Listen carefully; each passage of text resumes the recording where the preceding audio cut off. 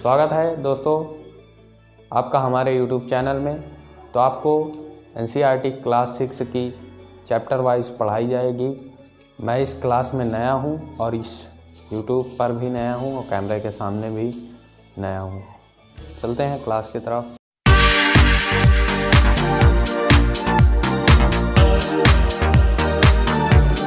तो आपको जियोग्राफी की डेफिनेशन तो पता ही होगी। जियोग्राफी जियोग्राफी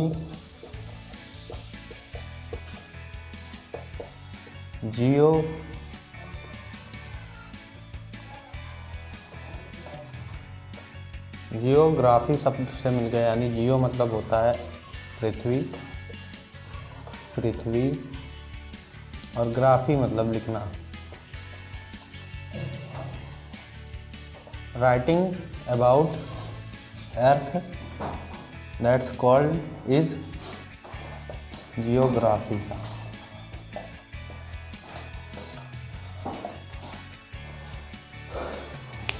जियोग्राफी की बात है तो जियोग्राफी शब्द पहले यूज़ किसने किया था? इरेटोस्थेनीज नामक साइंटिस्ट ने इसका यूज़ किया था। तो जियोग्राफी शब्द का यूज़ इरेटोस्थेनीज नामक साइंटिस्ट ने किया था। और जहाँ तक जियोग्राफी के फादर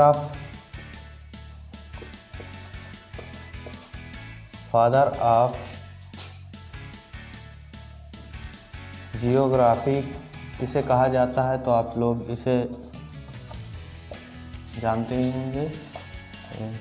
जो नहीं जानते वो जान लें। हिकेटियस नामक साइंटिस्ट जो कि यूनान के थे। इनकी पुस्तक का नाम था जस पीरियोडस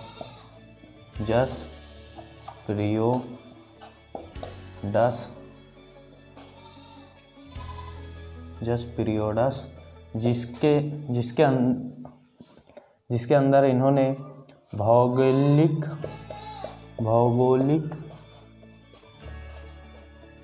तत्वों का वर्णन किया था। तो दोस्तों NCERT में आपके पहला पार्ट है सौरमंडल में पृथ्वी। तो आप ये तो जनरल सी बातें हैं, अभी डिफिनीशन आपको नहीं बताई गई। डिफिनीशन आप ऐसे लिख सकते हैं, पृथ्वी में रहने वाले जीव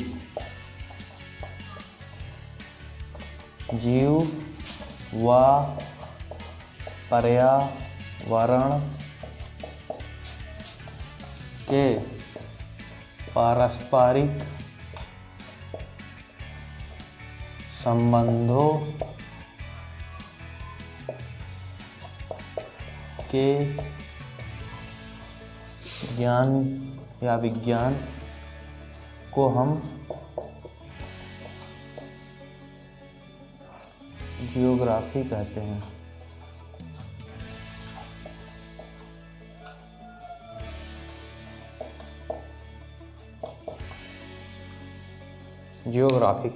पहला पार्ट है हमारा सौरमंडल में पृथ्वी।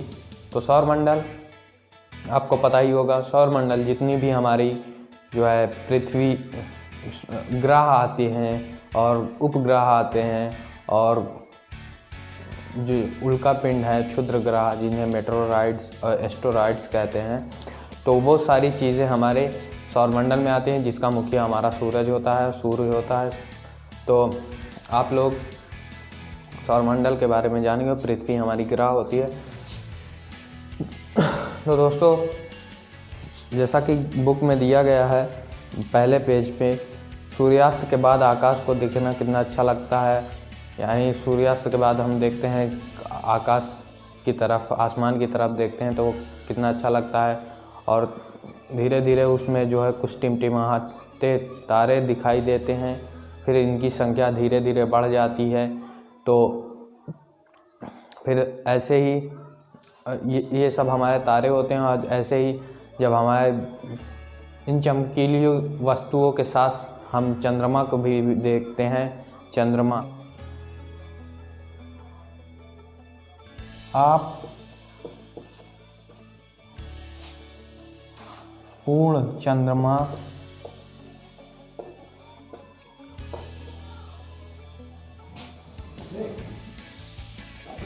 एक महीने में एक बार ही देख सकते हैं। वो रात जो जिस दिन पूर्ण चंद्रमा होता है उस रात को हम पूर्णिमा कहते हैं। पूर्णिमा, फुल मून जिसे आप लोग इंग्लिश में कहते हैं, तो पूर्णिमा कहते हैं। 15 दिन के बाद आप इसे नहीं देख सकते हैं। नए चंद्रमा वाली रात को हम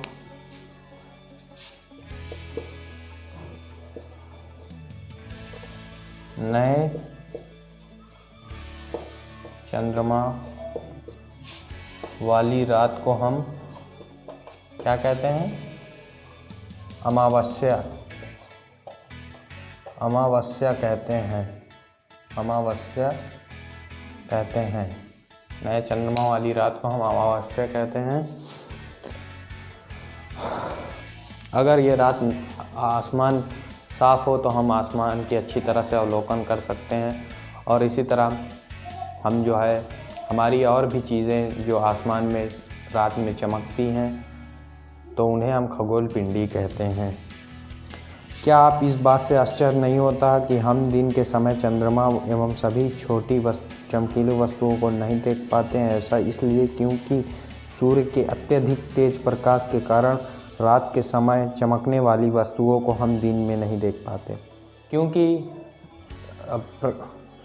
सही बात है, सूर्य के प्रकाश में हम, जैसा कि बुक में दिया होगा, सूर्य के प्रकाश से हम जो है, ऐसा नहीं है कि चंद्रमा जो है रात में दिखता है, दिन में क्यों नहीं दिखता। तो हम इस बात वो दिन में भी होता है, लेकिन अत्यधिक तेज प्रकाश के कारण यानी सूर्य के प्रकाश के कारण वो हमें नहीं दिखाई दे पड़ता है। उसी तरह जैसे कि हम किसी कमरे में कैंडल्स 2-3 जला दें और अंधेरे में वो रोशनी देगा, और उसी की जगह हम 3-4 ट्यूबलाइट्स लगा दें तो वो हमारे कैंडल्स उनके सामने फीके पड़ जाएंगे। तो ऐसा है दोस्तों, सूर्य, चंद्रमा तथा वे सभी वस्तुएं जो रात में चमकती हैं वो हमारी खगोल पिंड कहलाती है, खगोल पिंडी कहलाती है।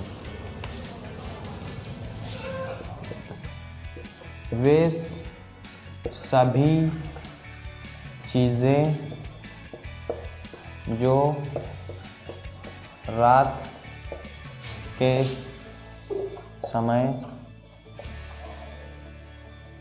समय आकाश में चमकती हैं, चांद तारा जैसा कि आकाश में चमकती हैं, वो सभी चीज़ें हमारी खगोल पिंड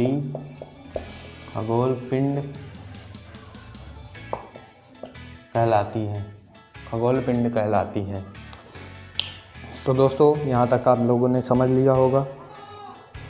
कुछ खगोलीय पिंड बड़े आकार वाले तथा गर्म होते हैं। ये गैसों से बने होते हैं। इनके पास अपनी ऊष्मा तथा प्रकाश होता है जिसे वे बहुत बड़ी मात्रा में उत्सर्जित करते हैं। कुछ खगोल पिंडी पास खुद का प्रकाश होता है और ऊष्मा भी होता है। वो खुद की प्रकाश से चमकते हैं, जिन्हें हम तारा कहते हैं। सूर्य भी हमारा एक तारा है। तो लिख देते हैं आप लोग ताकि इसे लिख लें।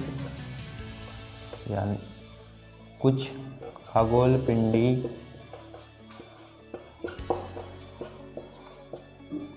के पास खुद का प्रकाश होता है, खुद का प्रकाश होता है,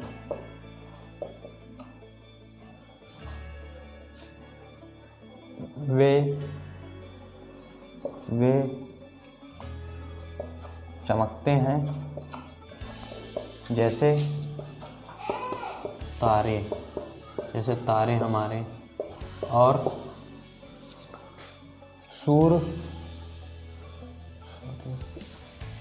सूर्य भी हमारा एक तारा है। सूर्य भी हमारा एक तारा है। तो दोस्तों, सूर्य भी हमारा एक तारा है। ये हम इसे तारा के रूप में जानते हैं। तो दोस्तों, जब हमारे आकाश में जब तारों का समूह बना रहता है, ग्रुप बना रहता है, तो उन्हें हम नक्षत्र मंडल कहते हैं। विभिन्न प्रकार का ग्रुप बना रहता है तारों का, उन्हें हम नक्षत्र मंडल कहते हैं। और नक्षत्र मंडल के अलावा 7 तारों का ग्रुप होता है, जिन्हें हम प्राचीन समय से सप्तऋषि के नाम से जानते हैं।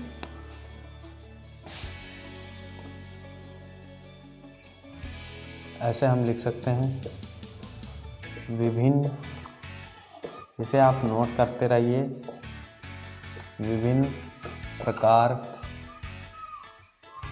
के तारों का समूह, जिसे हम नक्षत्र मंडल कहते हैं, कॉन्स्टेलेशन कहते हैं इंग्लिश में, नक्षत्र मंडल कहते हैं, नक्षत्र मंडल कहते हैं। और हमारी विभिन्न प्रकार के तारों को समूह को नक्षत्र मंडल कहते हैं, कॉन्स्टेलेशन इंग्लिश में कहते हैं,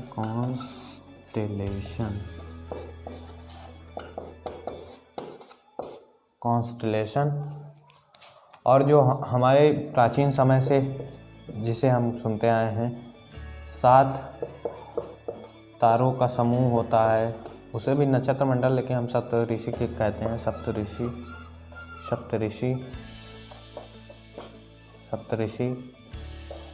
कहते हैं,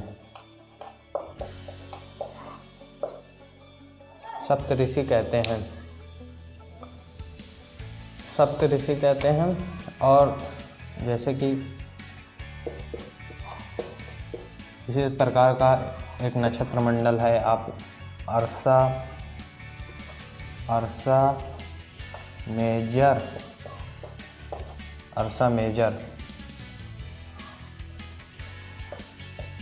सब नक्षत्र मंडल है। यानी तारों का, विभिन्न प्रकार की तारों की आकृति जो आसमान में दिखाई देती है, उन्हें हम कॉन्स्टेलेशन कहते हैं, नक्षत्र मंडल कहते हैं। और नक्षत्र मंडल कई प्रकार के हमारे आसमान में होते हैं, बहुत सारे नक्षत्र मंडल होते हैं। तो उन्हें हम जैसे सप्तऋषि नाम दे दिया गया है और अर्सा मेजर नाम दे दिया गया है। तो ये हमारे सारे यहाँ नक्षत्र मंडल हैं। प्राचीन समय में हमारे पूर्वज जो थे, वो इस तरह से दिशा का निर्धारण करते थे। जैसे हमारे आसमान में ध्रुव तारा होता है, जो कि अत्यधिक चमकीला होता है, इसकी सबसे ज़्यादा लाइट होती है इस तारे के अंदर, और ये हमेशा एक ही जगह सिचुएटेड रहता है। चाहे और तारों की स्थिति रोज़ बदलती रहेगी, आसमान में देखेंगे कि कल जो तारा जिस जगह पे था वहाँ से हट जाएगा, लेकिन ये ध्रुव तारा ये हमेशा एक तारे पर, एक जगह पे स्थित होता है। तो आप लोग ध्रुव तारा एक जगह पे स्थित होता है, इन्हें ध्रुव तारा कहते हैं। थोड़ा सा इसके बारे में जान लीजिए। ध्रुव तारा, या लिख लीजिए ध्रुव तारा, यह उत्तर दिशा को बताता है। ये उत्तरी दिशा में सिचुएटेड रहता है, यानी बताता है। प्राचीन समय में जो हमारे पूर्वज थे वो पहले किसी भी तरह का यंत्र उनके पास नहीं था कि दिशा के बारे में जान सके, तो वो तारों से जान जाते थे कि हाँ ये उत्तर दिशा है। तो आप लोग ये समझ लीजिए इतना। और ये हमेशा एक ही जगह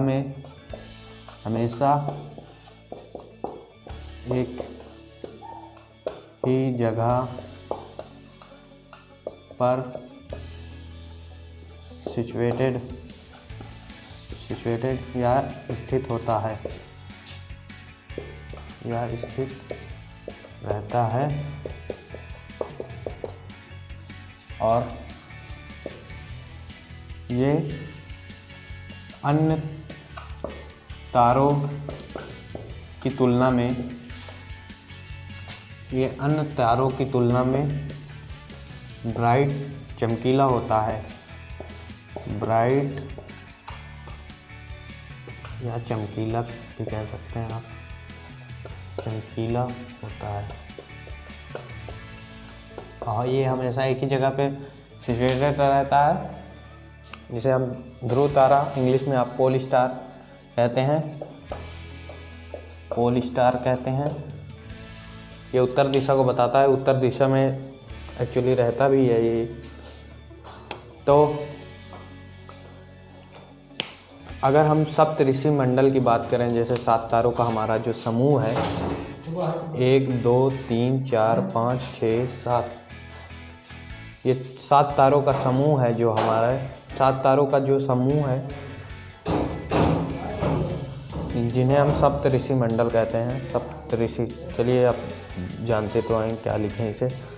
तो यहाँ से अगर आप एक काल्पनिक रेखा खींचे, तो ये हमारे जो है, इसको आपको इमेज भी दिखा दी जाएगी।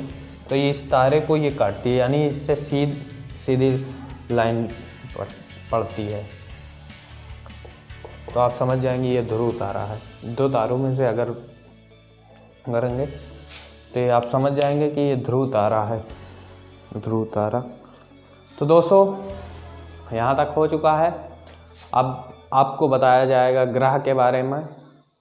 तो कुछ खगोलीय पिंडी, जैसे खगोल पिंड में हमारे सौरमंडल में सूरज आते हैं, तारे आते हैं, और ग्रह आते हैं, उपग्रह आते हैं, और उल्का पिंड और क्षुद्र ग्रह जिन्हें हम कहते हैं, वो सारी चीज़ें आती हैं। तो कुछ खगोल पिंडी पास अपना खुद का प्रकाश नहीं होता, वो दूसरों की प्रकाश से चमकते हैं। ऐसे हम इनको ग्रह कहते हैं। ग्रह, इसको कहाँ लिखें, चलिए यहाँ लिख देते हैं। ग्रह ऐसे, इसकी डिफिनीशन ये है, खगोल पिंड जिनके पास खुद का प्रकाश एवं ऊष्मा नहीं होती है,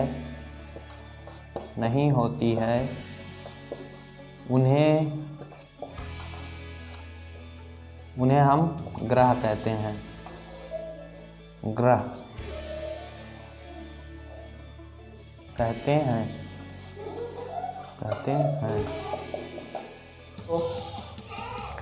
कुछ, जैसा कि आपको पढ़ा दिया गया है, कुछ खगोलीय पिंडों के पास अपना खुद का प्रकाश नहीं होता है, वे किसी अन्य के प्रकाश से प्रकाशित होते हैं। ऐसे पिंडों को हम ग्रह कहते हैं, जिसे इंग्लिश में प्लैनेट कहते हैं, ग्रह कहते हैं। खगोल पिंडी आपको तो पता ही होगा, खगोल पिंड किसे कहते हैं। ऐसे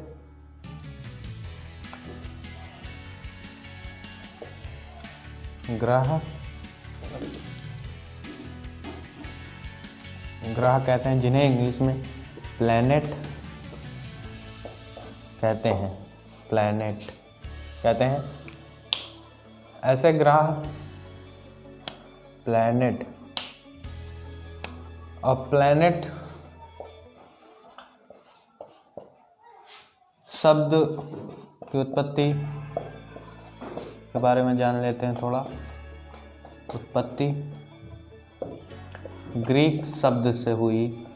तो दोस्तों ऐसे चीज़ें जो रातों में चमकती हैं उन्हें हम खगोल पिंडी कहते हैं, और कुछ खगोल पिंडों के पास अपना खुद का प्रकाश नहीं होता है, वो दूसरे के प्रकाश से चमकते हैं, उन्हें हम ग्रह कहते हैं। तो ग्रह शब्द इंग्लिश में इसे प्लैनेट कहते हैं। प्लैनेट शब्द की उत्पत्ति